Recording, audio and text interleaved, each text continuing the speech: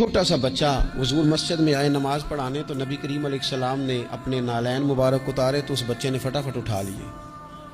उठा के ना फिर उसने वो जूते साफ किए, साफ करके अपने पास रख लिए। हुजूर नमाज पढ़ा के बाहर निकले, छोटी सी उम्र है। उसने हुजूर के सामने ना वो यूं करके नालैन शरीफ रखे, करीम रसूल ने पहन लिए। हुजूर मुस्कुरा के चले गए। कैसा नसीबों वाला बच्चा है। अगली सुबह फिर हुजूर नमाज के लिए आए तो उसने उसी तरह, महबूब ने जूते उतारे तो उसने उठा लिए, फिर हुजूर के जूतों को साफ किया, फिर अपने पास संभाल लिए। हुजूर ने नमाज पढ़ाई, फरागत के बाद करीम निकले तो उसने फिर उसी तरह जूते रखे।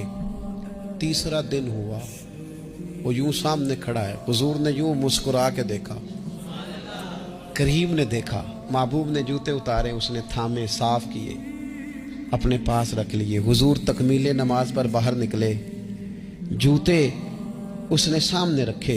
अब हुजूर ने पूछा, बेटा क्या नाम है? यानी हुजूर ने पूछा।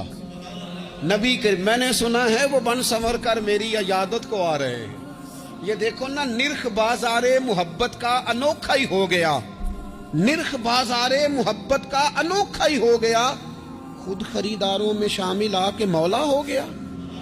यानी हुजूर ने खुद हाल पूछ लिया, नबी करीम ने हाल पूछा। क्या नाम है? उसने कहा फलां नाम। बाप का क्या नाम है? हुजूर फलां बिन फलां। किस कबीले से हो?